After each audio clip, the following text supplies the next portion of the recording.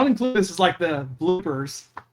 Oh, yeah, we're going to have a blooper reel on this one, guys. All right, welcome to day 476 of Reseller Reflections, a day in the life of two full-time resellers supporting family. Today is Saturday, September 27th, 2025, and we did not meet our sales goal yesterday. You?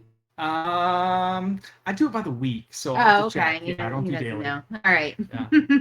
I figured I'd ask. All right, so this is Jason, the Santee Stopper. Say hey. Hey, your co-host who's on about once a year. Maybe? Once a year, okay. yeah, maybe a little more than that, but yeah, it's always fun to have him. And yeah, so I am not reset to zero, and he is not either, because can I kind of like zoom this around, because we're going to talk about opportunities today and talk about an opportunity here. Great.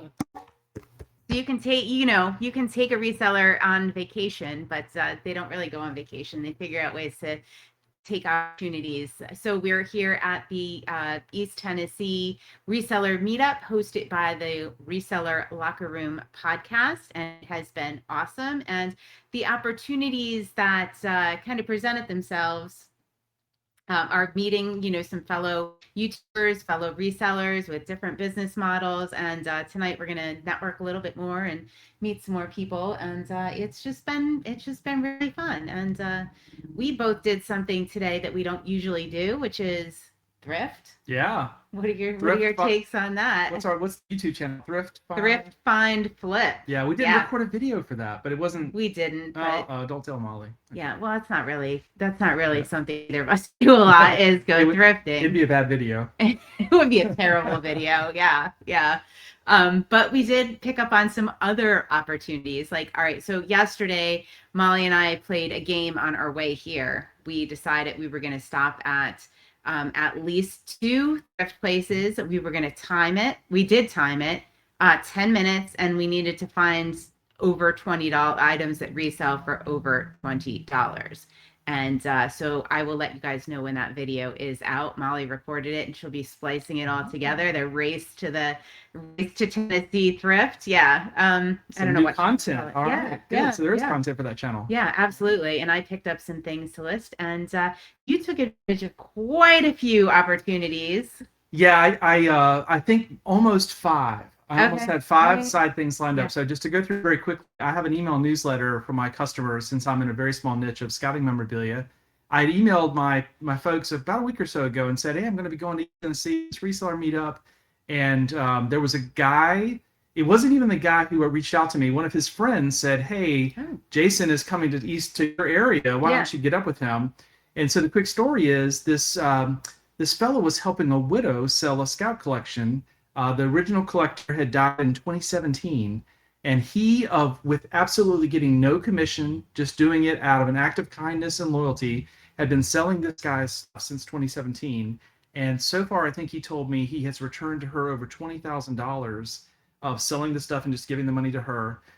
But as he told me on the phone, he said, I'm done. He hasn't touched it in a year. How we get some of our best clients. I think we have that in common. Yeah, he was like in his garage, and his wife's kind of giving him a hard time about the garage space. And so he was like, he said, I've seen your videos on YouTube about collections and how to make offers. And I said, I want you to just come get the stuff and take it home. And then you tell me, what the fair offer would be, and I'll be able to settle up with the widow. So that was opportunity number 1, and that's what you see on the bed, was me playing with my patches, as I say, and sorting them out, which has been fun. Interestingly, this other person who knows him reached out on Thursday before we left and said, similar thing, I've got this big collection. I don't want to leave it for my children to have to decide. Maybe it's time for me to sell some stuff. So I reached out to him. Unfortunately, he was in Denver at the time at the airport, so couldn't meet up, but we have that connection. On the way home, I'm going to meet someone who's going to drive from the sort of Durham Triangle area of North Carolina. They're going to meet me on the interstate somewhere, to be determined, and sell me some stuff. What Samantha calls the shady parking lot. Yes, yeah, I've done plenty of those. Lowe's, Walmart, yep. And then I'm going to stop by a consigner's house to pick up some stuff, because he lives a little bit further from me. And then my final one, number 5, is going to be a Facebook Marketplace pickup, where I'm going to go buy this really cool shelf thing from a lady in Concord, which is kind of up for me too. So, opportunities, make, like, you're going to make the trip, like, Yeah. And I would say, for a lot of these resellers, they have been, this is a Saturday, so they've been out going to flea markets and going to estate sales, Molly and Stuart, those opportunities, taking advantage of them. And you got some personal items today. You did one a pair of pants and pair a of shirt. pants and a shirt. Yeah. That's what I thrift for, my own clothing. So that's great. Like you can take advantage of that opportunity. Like there's also like maybe it's not, what you think it is. I always say resellers are the best people to know because we are super resourceful, super thrifty. not cheap. Thrifty. Yeah, not cheap, thrifty, but we can be pretty cheap too. So that's really cool. But then another thing happens, so my car I have like 2 blue IKEA bags filled with inventory to list, and some of which you actually took advantage of another opportunity. Yeah, so my struggle is I have this one little tiny niche I'm in, but in dealing with estates and things like that, I oftentimes get things that are not scouting stuff, and I sort of put them to the side. And so in coming up here, I thought to myself, you have filmed some videos in which you talked about you go to the auction to get stuff, and there's certain days where you don't have a lot to list, and you have a little need there. And I said, well, I wonder if I could become one of Libby's consignment customers. So I brought her a couple bags of pins, one of which was filled with military pins and some metals, and the other had other pins and such. So they're really small, but there's some opportunity there. So she was happy to take those. I will say I tried to bring you some shot glasses. She turned me down, so she does have standards. You can't just give her anything. I don't take shot glasses. No, I've learned my lesson with that. But you had to be a smart ass and bring me one anyway. It's Notre Dame, so if anybody wants a Notre Dame shot glass, you can contact Libby. That's right, I got it. I might even give it to you. Yeah, you might even not even need to purchase it. Yeah, so that's really cool. So hopefully this whole consignment thing doesn't ruin our relationship. I don't know. We'll see how I'm selling this stuff for. She's already warned me that after 60 days, they're hers. That's right. That's right. I don't think I signed anything, but But your verbal agreement, it's on video. It's on video. Now you're okay with that, right? Yeah. It's, okay. All right. Yeah. All right. Deal. So yeah, that's so you can go check out our video on consignment terms and expiration dates, and this is a prime example of just being very open and forthcoming with whatever your terms are. So yeah, and there's some pretty cool stuff in there. I went through the Air Force stuff, and was some of that your dad's? No, this is all stuff I got from collections, and it's interesting because a lot of times in these collections, there's sort of what are the things that men pass down. And a lot of times it's dads or uncles or somebody's military stuff. The family keeps it. They don't really know what it is. It doesn't always. A lot of military stuff doesn't have the wording on it. It just has symbols, the unit insignia. So actually, through the years, I've gotten some military patches, especially that were turned out to be very valuable. Oh, wow. And so now with Google Lens and all these AI things, you can just kind of take a picture and look them up and figure out what they are. So it used to be a real struggle to list this stuff for me.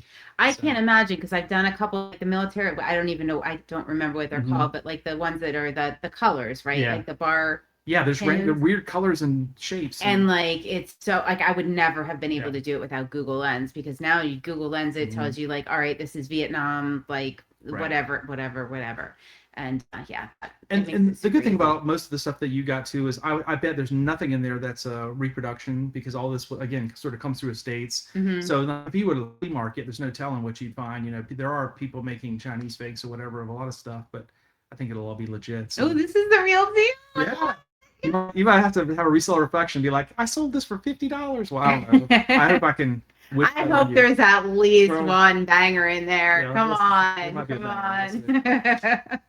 All right. Yeah. So, and I forgot to mention on our thrifting thing, when we went today, it was me, Jason, Stuart, and I, and we went to a couple different thrift stores. And the difference between being in the north and the south, and I'm kind of getting used to it as I'm spending more time here, but there's a lot of praying. And it's just so Stuart actually made a purchase at the thrift store, and he got prayed over at the checkout. So I'm slowly getting used. That was a little, that was. I asked if it was because he's wearing a Tennessee Volunteer T-shirt, maybe they're wanting to give the volunteers some mojo, but yeah, it's a Southern thing, bless you and all that. Yeah. It's very jarring, coming from the north and seeing that in the South. But last night they did like a little, what would you call it, like an invocation kind of prayer for the at the beginning of the reseller meetup, and it was really nice. Like I really appreciated it. So I was like, oh yeah, I'm coming a long way. I'm becoming a little more Southern in this. But it's definitely interesting to see the just the cultural differences, I guess. Yeah, and, not just the food. Not just food. We did a pizza buffet for lunch today. I don't know that I would ever do a pizza buffet again. But it was fun to hang out with everybody.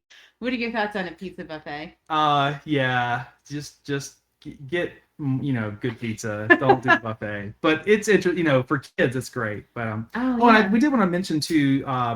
I have been a little bit of a fanboy of some of the YouTuber people we've seen, and that's kind of fun. In this reseller community, there are people who are on YouTube, and so of course the Reseller podcast guys who organize this, along with Mary and Mike as well, and we'll forget them. They're all sort of YouTube people, and it was nice to meet them in person. But then other people, Scott from Profit Playbook podcast, I met him when I was watching earlier their episode that just dropped. So and a few others that I didn't know before. So it's kind of fun to meet the people and just talk to them because they're all normal, just like us. They're just brave enough to get on YouTube and kind of do their spiel. So. Yeah, and I was really excited to meet, and Stuart is part of the Fires Flippers podcast.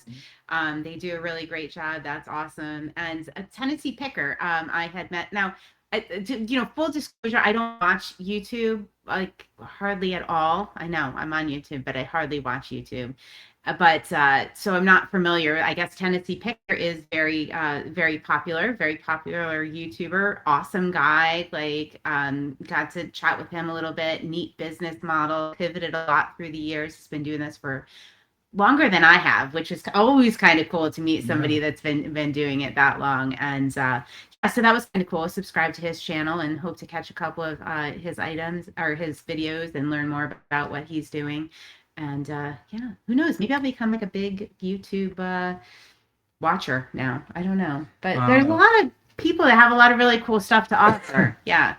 Well, a lot of people, I know we were talking about this earlier, they put a lot of effort into it. And so, each subscriber counts and then all the interaction among the community. And that was something I think kind of came out of this whole East Tennessee thing is I think it really was about those guys on that podcast felt like they had a community of watchers who comment on their lives and stuff like that. And I felt like they wanted to kind of get them all together. And so that's where this came from. And so I don't know what the final head count will be. They talked about maybe getting as many as 100 people.